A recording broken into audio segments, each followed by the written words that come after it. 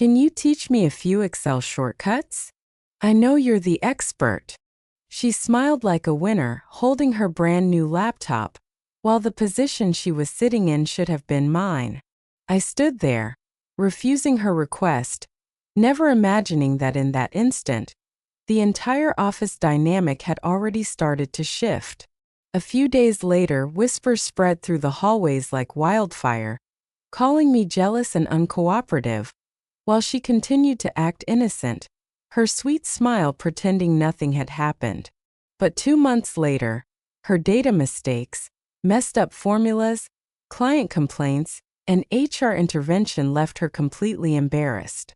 The smile she once wore so high and proud had turned into regret and fear. That day, Hannah came to me asking for help. I looked up, forcing a polite smile. Sorry, I'm tied up with an urgent project right now. I can't step away. She blinked, forcing a grin. Oh, it won't be hard. Just a few minutes, you know I'm not that tech-savvy. I pointed at my screen, keeping my tone calm but firm. Really sorry, I don't have time at the moment. She furrowed her brow, gave a small dismissive smile, muttering under her breath, "She's just jealous." From that day on, the office dynamic began to shift. Colleagues I used to be friendly with started whispering in the break room about me being unprofessional and difficult to work with. Meanwhile, she continued smiling brightly in meetings, as if nothing had happened. I had been at this company for 3 years. My title was project coordinator, but in reality, I handled all the logistics for every marketing campaign, budgets, timelines, client emails, you name it. I was the office Excel queen. Almost any formula problem would come to me. The invisible work, fixing client reports, correcting data, working late to meet deadlines, went unnoticed, but it kept the whole team running smoothly. Hannah had joined the company a year before me, previously working in another department. She had recently transferred to our team in a lower position. Her image was flawless on the surface, always organizing office events, birthdays, and cakes, smiling sweetly, speaking like she was recording a professional LinkedIn video. She knew how to package herself, and every gesture and word was carefully crafted. I had tried to get close, but there was always a layer of distance behind her smile, warm yet sharp. When the management position opened, I applied without hesitation. I imagined my victory. Finally, someone recognizing my abilities. My supervisor had told me in my annual review that I had all the potential to move into management. I thought the opportunity was within reach. Yet Hannah got the position. She stood there, smiling brilliantly, and all I could do was congratulate her politely.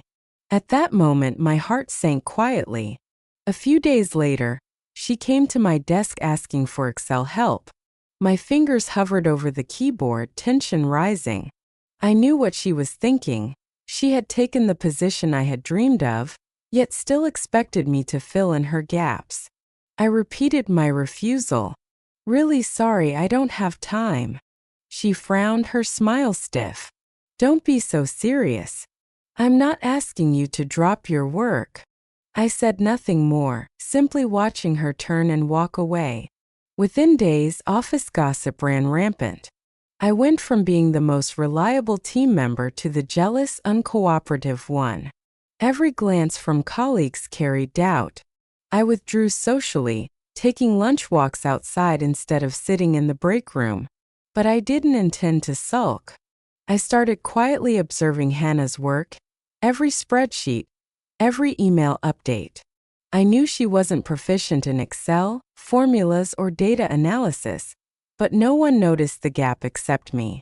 I remembered her boasting in meetings about advanced Power BI skills and handling complex data, and I quietly calculated that sooner or later, her flaws would be exposed. The opportunity came sooner than I expected. 2 months later, an important client requested a quarterly report, and Hannah was in charge. Her spreadsheet was a mess. Wrong formulas, randomly referenced cells, and even deleted crucial data. The whole team went into panic, The client complained directly to the VP. HR got involved and discovered that her resume had severely exaggerated her skills in Excel, Power BI, and data analysis. She received an official warning, and office whispers immediately shifted toward her. I sat quietly at my desk, watching her fumble around, her face pale, her keystrokes frantic. In the meeting room, she couldn't explain the source of the errors. The VP's brow was furrowed. Colleagues exchanged silent glances. Her smile was gone, replaced by tension and embarrassment. Meanwhile, I received an offer from another startup. Higher pay, clear promotion path. A boss who valued competence over appearances. I submitted my resignation. My supervisor was shocked and even suggested I stay, implying he could give me Hannah's position. I smiled faintly, shaking my head. No, I've already accepted the new offer. He froze, trying to persuade me. We can adjust your salary. You could stay. I replied calmly. It's time I go somewhere that truly values professional ability. Walking out of the office, I felt a long-lost lightness.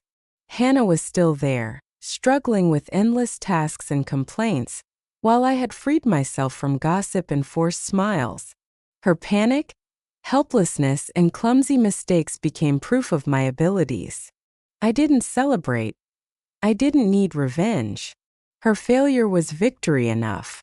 In the days after leaving, I found myself again. Leaving work on time, enjoying sunny lunch walks, collaborating meaningfully with colleagues. Occasionally, Hannah would email me technical questions, and I replied politely, keeping my distance. I no longer let small things or office gossip dictate my mood. Looking back, being underestimated and misunderstood taught me a truth. Real skill doesn't require pretense, doesn't need to explain itself to the unknowing, and doesn't depend on office politics. Patience, professionalism, and discipline shine when it matters most. Those who try to win with appearances alone will eventually reveal their true nature. I didn't revel in her downfall. I simply watched life deliver its own judgment. I stepped into my new company, earning recognition for my skills every day. The anxiety, jealousy, and helplessness I once felt vanished the moment I walked out the office door. Freedom and respect, they are the truest form of revenge. Sometimes, refusing to season someone else's soup is a form of self-preservation. And in the end, even the brightest spotlight fades in the face of truth.